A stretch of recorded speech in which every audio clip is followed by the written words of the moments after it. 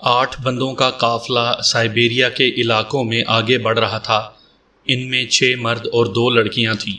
ان 6 مردوں میں ایک نیگرو تھا، باقی سب گورے تھے اور دونوں لڑکیاں بھی بہت حسین اور گوری تھیں۔ ان سب نے اپنے لباسوں کے اوپر سبز رنگ کا لبادہ اوڑھ رکھا تھا، جس سے صرف ان کے چہرے ہی اوپن تھے، باقی ان کے جسم سبز لبادے میں مکمل طور پر چھپے ہوئے تھے۔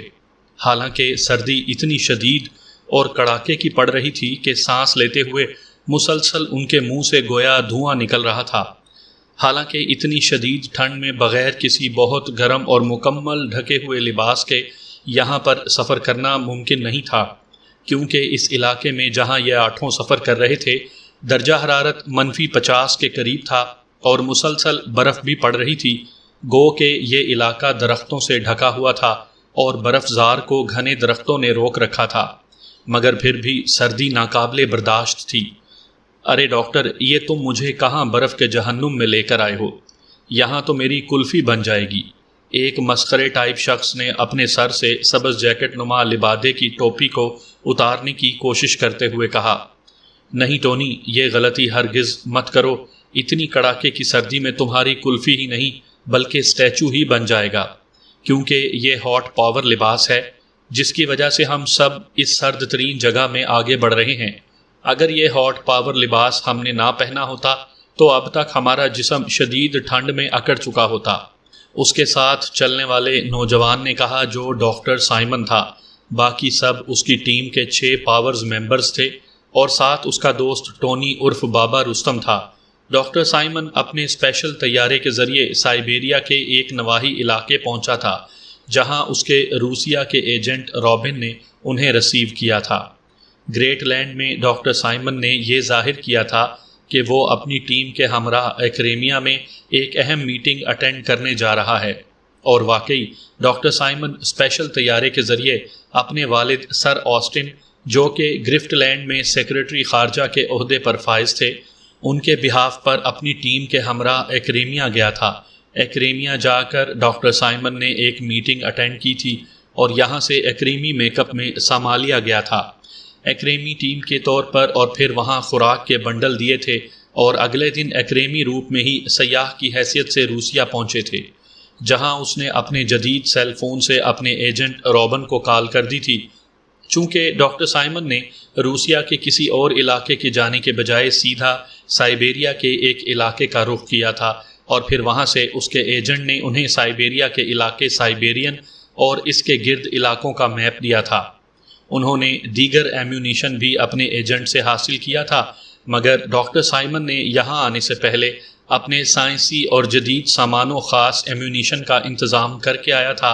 اور خاص کر ہاٹ پاور لباس جو اس کی نئی تخلیق تھی اپنے ساتھ لے آیا تھا، جس کے پہننے سے شدید ترین برفبانی اور ٹھنڈے علاقے میں بھی وہ بآسانی اپنا کام سر انجام دے سکتے تھے۔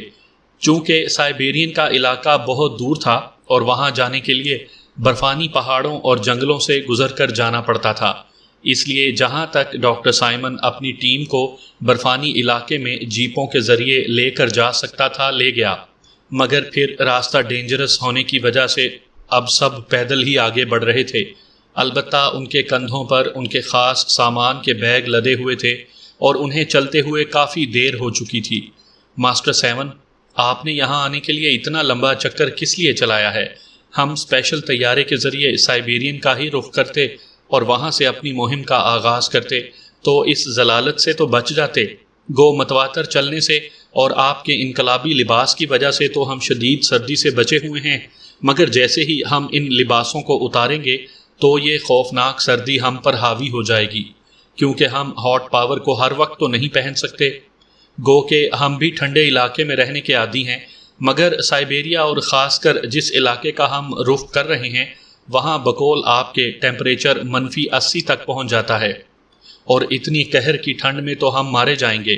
ہیرشل نے ڈاکٹر سائمن کی طرف دیکھ کر کہا تو سب چونک کر اس کی طرف دیکھنے لگے۔ دیکھو پاور 6، بات دراصل یہ ہے کہ جہاں تک مجھے یقین ہے کہ سائبیرین کے علاقے میں بلیک ڈیتھ والوں نے کنٹرول سنبھال رکھا ہے، اور ہماری ان کے ہی ایجنٹوں سے مارکا آرائی ہونی ہے،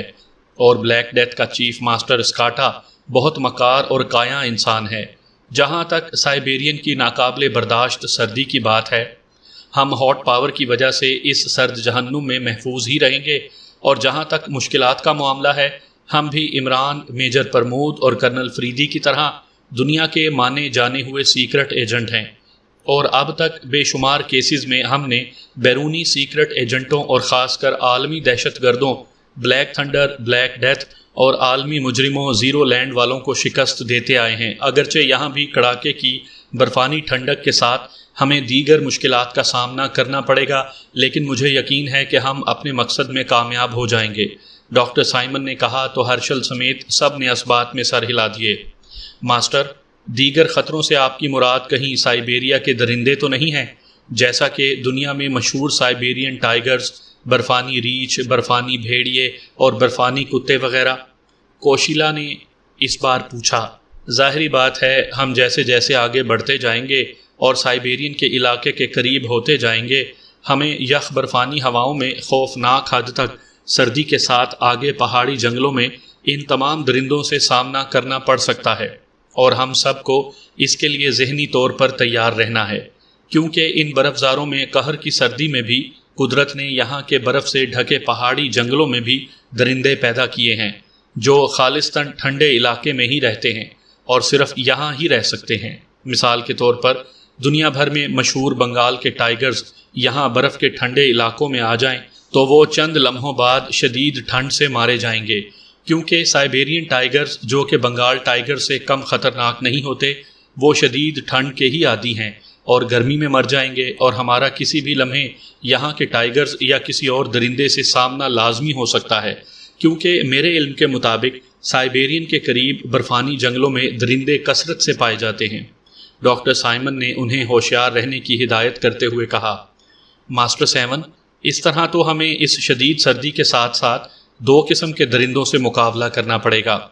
کیونکہ بلیک ڈیتھ کے ہرکارے بھی کسی درندے سے کم نہیں ہیں جو اپنے مد مقابل کو پکڑ کر دردناک موت سے دوچار کرتے ہیں، خاص کر زونڈاری عرف لیڈی ہنٹر اور میرا بڑا بھائی جیفرڈ سلاکا عرف لیڈی کلر، اور جنگلی بھیڑیا کسی درندے سے کم نہیں ہیں جو عورت کو اپنی ہوس کے بعد بے دردی سے ذبح کر دیتا ہے۔ ڈریگن سلاکا نے کہا تو ڈاکٹر سائمن سمیت سب نے سر ہلا دیا۔ کوئی بات نہیں، ہم بھی دنیا کے مانے ہوئے سیکرٹ ایجنٹ ہیں، ان سب مشکلات کا سامنا ہونے سے ہی مشن کا مزہ آئے گا، ڈاکٹر سائمن نے اس بار معنی خیز انداز میں مسکراتے ہوئے کہا۔ چلو کوئی بات نہیں، اس بہانے میری بلیک کوئن اور میرے دوست ڈاکٹر پر مر مٹنے والی ڈائمنڈ بیوٹی سے ملاقات ہو جائے گی، دونوں ہی کمال کی میٹھی آنکھیں ہیں۔ ٹونی نے اس بار مسکراتے ہوئے کہا تو سارے اس کی بات سن کر مسکرا دیے۔ ارے بابا رستم، وہ دونوں بے شک کمال کی میٹھی آنکھیں ہیں، مگر اپنا کمال دکھا کر آنکھیں بھی نکال لیتی ہیں، ڈاکٹر سائمن نے ہنستے ہوئے کہا۔ گو کہ برف سے ڈھکی پہاڑیوں میں چلتے انہیں مشکل ہو رہی تھی، مگر پھر بھی سارے ہوشیاری سے آگے بڑھ رہے تھے۔ اچانک درختوں کا سلسلہ ختم ہوا تو انہیں پہاڑیوں میں ہر طرف برف ہی برف نظر آئی، اور چونکہ درختوں کا سلسلہ بھی ختم ہو چکا تھا،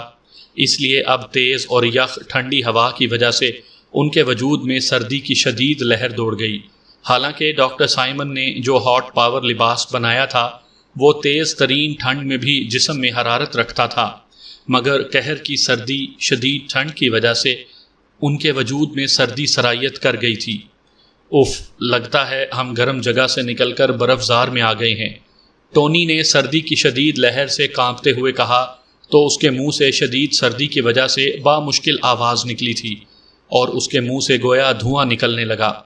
ٹونی کی بات کا کسی نے جواب نہ دیا اور سب خاموشی سے آگے بڑھنے لگے،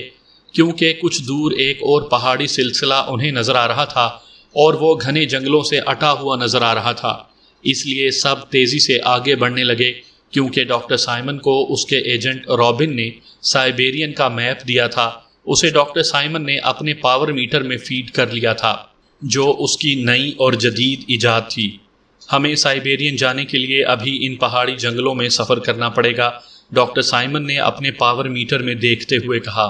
پاور میٹر کے ذریعے ڈاکٹر سائمن جدید سرکٹ کیمروں کو بھی ڈوج دے سکتا تھا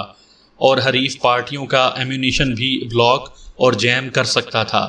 جو کہ ڈارک ایڈونچر کی مہم کے بعد اس نے ایجاد کیا تھا، کیونکہ ڈارک ایڈونچر والی خطرناک مہم میں دنیا میں انقلاب برپا کرنے والی ماسٹر باخ کی red power machine Imran, colonel Faridi اور ڈاکٹر سائمن نے فنا کر دی تھی اور ماسٹر باخ کا بھی خاتمہ کر دیا،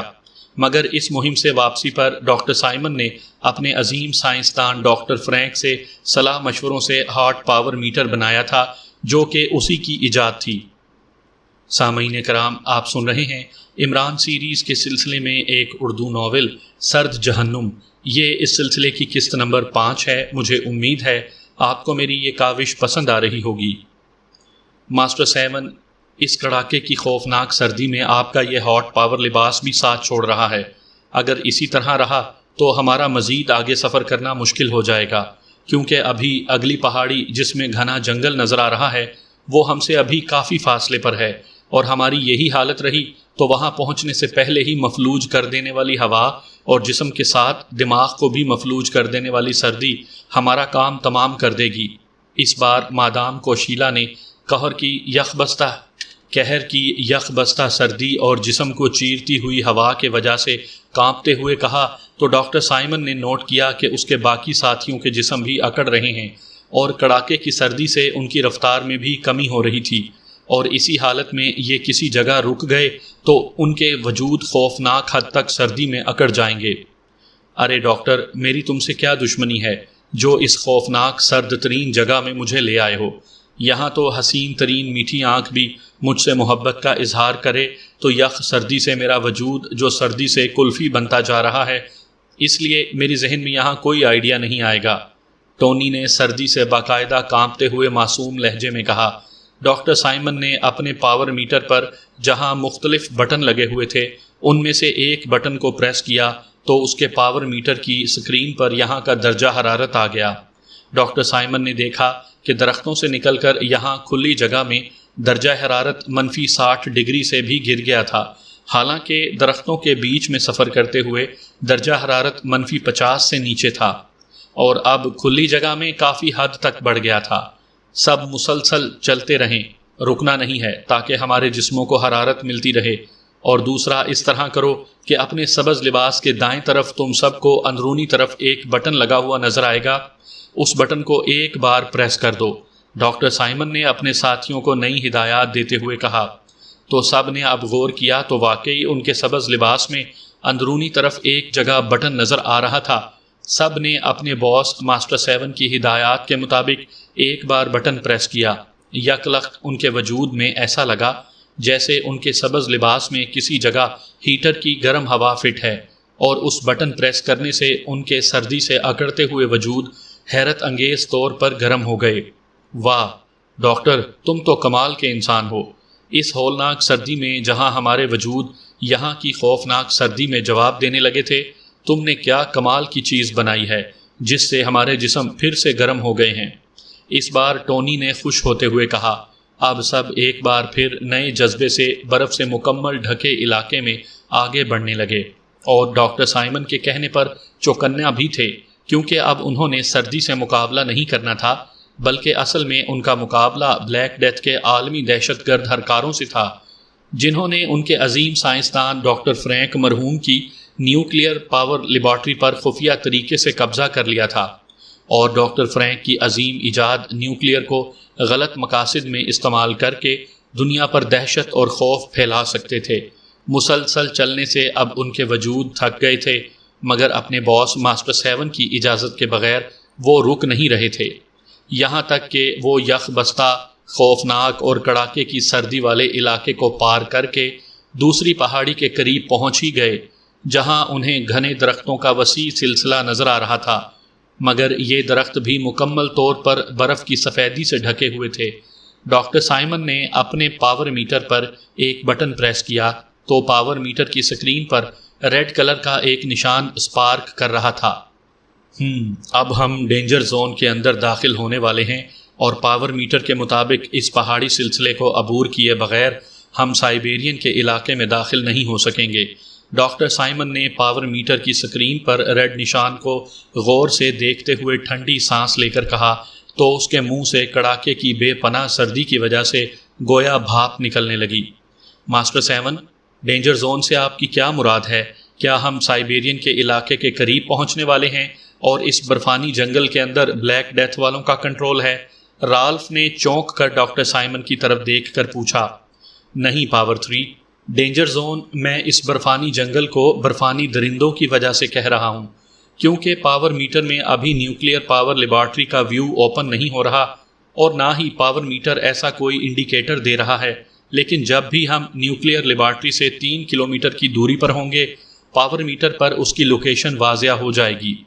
ڈاکٹر سائمن نے اپنے پاور میٹر سے نظریں ہٹا کر کمشنر رالف کی طرف دیکھتے ہوئے کہا، تو ماسٹر، اب ہمیں سائبیرین ٹائیگرز جو شدید سردی کے عادی ہوتے ہیں اور اس کے علاوہ برفانی بھیڑیوں اور برفانی ریچھوں سے مڈ بھیڑ کرنی پڑے گی۔ اس بار ڈریگن سلاکا نے مسکراتے ہوئے کہا، جیسے اس کا دلچسپ موضوع چھڑ گیا ہو، کیونکہ ڈریگن سلاکا بھی اپنے جلاد صفت بھائی جیفرٹ سلاکا کی طرح کینیا کے خطرناک جنگلوں کا تجربہ رکھتا تھا۔ ہاں پاور 4، ہم ڈینجر زون میں داخل ہو چکے ہیں اور ہمارا برفانی درندوں سے مقابلہ ہو سکتا ہے،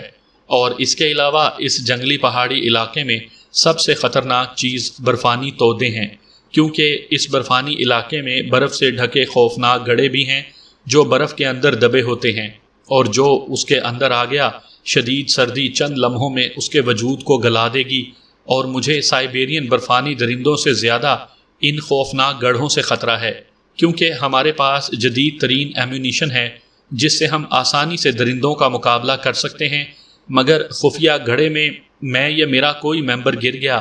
تو پاور میٹر ہونے کے باوجود میں خود یا اپنے پاور ممبرز سے ہاتھ دھو بیٹھوں گا۔ ڈاکٹر سائمن نے کہا تو سب پاور ممبرز کے چہروں پر سنسنی دوڑ گئی۔ ماسٹر 7، ہم دنیا کے مانے ہوئے سیکرٹ ایجنٹ ہیں، اور اب تک دنیا کی خطرناک سیکرٹ ایجنٹوں اور افریقہ اور برازیل کے جنگلوں میں بھی خطرات کا مقابلہ کرتے رہے ہیں، اور مجھے امید ہے کہ اس بار بھی ہم تمام مشکلات کا سامنا کر کے نیوکلیئر لیبارٹری تک ضرور پہنچیں گے، اور اپنے مرحوم اور عظیم سائنسدان ڈاکٹر فرینک کے انقلابی فارمولے، جسے وہ دنیا میں امن کے طور پر استعمال کرنا چاہتے تھے، اس کو ضرور حاصل کریں گے، ورنہ نیوکلیئر کا فارمولہ بلیک ڈیتھ کے ہاتھوں میں دینے سے مراد دنیا میں دہشت، خوف اور تباہی پھیلانا ہے، کیونکہ بقول آپ کے اس فارمولے سے نیگیٹو اور پازیٹیو فائدے اٹھائے جا سکتے ہیں۔ اس بار بیرسٹر کلارا نے چٹانوں کی سختی سے کہا تو سب نے اس کی بات سن کر اسبات میں سر ہلا دیے۔ تو ٹھیک ہے، تم سب ہوشیار رہو، ہم ڈینجر زون میں داخل ہو رہے ہیں، جہاں ہمیں درندوں اور برفانی مشکلات لائک برفانی گڑھوں کو فیس کرنا ہوگا۔ ڈاکٹر سائمن نے اپنے پاور ممبر سے کہا اور آگے بڑھنے لگا، جہاں برف سے اٹی پہاڑی پر گھنے درختوں کا سلسلہ تھا۔ سب ایک دوسرے کے ساتھ لگ کر پہاڑی کے اوپر چڑھنے لگے۔ ماسٹر 7 اس طرح کرتے ہیں کہ 2-2 کا گروپ بنا کر ایک دوسرے کا ہاتھ تھام لیتے ہیں اور ایک دوسرے کا سہارا بن کر آگے بڑھتے ہیں، کیپٹن مائیکل نے کہا تو ڈاکٹر سائمن نے چونک کر اس کی طرف دیکھا اور اسبات میں سر ہلا دیا۔ ڈاکٹر سائمن نے بیرسٹر کلارا کا ہاتھ تھام لیا اور دوسرا ہاتھ ٹونی کا تھام لیا، اور ڈریگن سلاکا نے بھی ٹونی کا ہاتھ تھام لیا۔ دوسری طرف ہرشل نے مادام کوشیلا کا ہاتھ تھام لیا اور رالف کا ہاتھ تھام لیا، اور رالف نے کیپٹن مائیکل کا ہاتھ تھام لیا، اور سب احتیاط سے آگے بڑھنے لگے۔ گو کے گھنے درختوں کے اندر گھسنے کے بعد جسم کو چیرنے والی یخ ہوا کا زور تو ٹوٹ گیا تھا، مگر پہاڑی پر برف ہونے کی وجہ سے پھسلن بہت زیادہ تھی، اس لیے ان دونوں گروپوں کو چلنے میں دشواری ہو رہی تھی، مگر ڈاکٹر سائمن اور اس کے ساتھی ٹارچوں کو اپنے ماتھے پر لگی بیلٹوں میں ہک کر کے احتیاط سے آگے بڑھنے لگے۔ چونکہ آپ سب پاور ممبرز متعدد بار جنگلات کی مہمات سر کر چکے ہیں، اس لیے آپ کو جانوروں کی نفسیات تو معلوم ہوں گی، اور خاص کر ہم اس وقت سائبیریا کے جنگلوں میں سفر کر رہے ہیں اور آپ کو درندوں کے بارے میں معلوم ہوگا۔ ڈریگن سلاکا نے چلتے ہوئے اپنے ساتھیوں سے کہا، اس سے پہلے کہ کوئی بولتا یک لخت انہیں جنگل میں سائبیرین ٹائیگر کی گرج سنائی دی۔ پاور 5، کیا آپ ٹائیگر کی خصوصیت کے بارے میں کچھ جانتی ہیں؟ اس بار ڈریگن سلاکا نے مادام کوشیلا کی طرف دیکھتے ہوئے مسکرا کر پوچھا۔ ہاں پاور 4، میں ٹائیگر اور لائن کی لائف پر ایک کالم بھی لکھ چکی ہوں۔ لائن اور ٹائیگر عموماً دونوں شیر ہی کہلاتے ہیں، مگر ٹائیگر پر زرد دھاریاں ہوتی ہیں اور لائن یلو کلر کا ہوتا ہے۔ لائن کے چہرے پر بالوں کا چھتا ہوتا ہے، اور نر لائن کو اس لیے ببر شیر کہتے ہیں۔ اس کے علاوہ لائنز عموماً گروہ کی شکل میں رہتے ہیں اور مل کر شکار کرتے ہیں۔ اس کے برعکس ٹائیگرز گروہ کے بجائے اکیلے رہنا پسند کرتے ہیں، اور چیتے اور تیندوے کی طرح اکیلے رہنے کی وجہ سے یہ درندہ عموماً چھپ کر وار کرتا ہے اور مد مقابل کو منٹوں میں چیر پھاڑ کر رکھ دیتا ہے۔ سائبیرین ٹائیگر افریقن بنگال اور برازیلین ٹائیگرز کی نسبت تھوڑا علیحدہ ہوتے ہیں، کیونکہ ان کے بال دیگر ٹائیگرز کی نسبت بڑے ہوتے ہیں، اس لیے تو سائبیریا کے سرد ترین علاقے میں رہتے ہیں۔ اور جہاں تک سائبیرین ٹائیگر کی بات ہے، وہ تو سائبیریا کے سرد ترین علاقے میں پائے جاتے ہیں، مگر لائن اتنی سردی کو برداشت نہیں کر سکتے، اس لیے وہ سائبیریا کے علاقے میں نہیں رہتے۔ مادام کوشیلا نے کہا تو ڈریگن سلاکا اور ڈاکٹر سائمن تحسین آمیز نگاہوں سے اس کی طرف دیکھنے لگے۔ ہم سائبیرین کی بات کر رہے تھے اور اب سائبیرین ٹائیگر ہمارے قریب ہی پہنچ گیا ہے، یک لخت ڈریگن سلاکا نے چونکتے ہوئے کہا، چونکہ اس کی جنگل کی حس بیدار ہو چکی تھی اور وہ اپنے ساتھیوں کو روک کر ایک درخت کو دیکھنے لگا۔ یک لخت انہیں نزدیک ہی ایک گرجدار غرانے کی آواز سنائی دی اور اسی لمحے یک لخت انہیں اپنے عقب میں 2 انگارے نظر آئے۔ اس سے پہلے کہ وہ انگاروں سے اپنا دفاع کرتے، ایک قوی ہیکل اور طویل قامت مضبوط ٹائیگر نے بجلی کی سی تیزی سے جمپ لگا کر بیرسٹر کلارا پر حملہ کر دیا۔ اس اچانک حملے سے جھٹکا لگنے سے کلارا کا ہاتھ ڈاکٹر سائمن سے چھوٹ گیا۔ ٹائیگر کے اچانک حملے سے جھٹکا لگنے سے کلارا نیچے گری تو سرخ انگاروں آنکھوں والا ٹائیگر ان کے دیکھتے ہی دیکھتے اپنے بڑے سے منہ میں کلارا کے پاؤں دبا کر تیزی سے گھنے درخت کی طرف لپکا اور کلارا کے منہ سے دردناک چیخیں نکلنے لگیں، کیونکہ ایک بھیانک موت اس کے ساتھیوں کے سامنے اسے دبوچ کر لے گئی تھی، اور یہ سب اتنی تیزی سے ہوا تھا کہ ڈاکٹر سائمن اور اس کے ساتھیوں کو کچھ سوچنے کا موقع ہی نہیں ملا۔ دراصل ان کے وہم و گمان میں بھی نہیں تھا کہ برفانی ٹائیگر اتنی تیزی سے اور بجلی کی طرح ان کی ایک ساتھی کو اٹھا کر لے جائے گا، اس لیے ابھی کسی کو تیاری کا موقع نہیں ملا تھا۔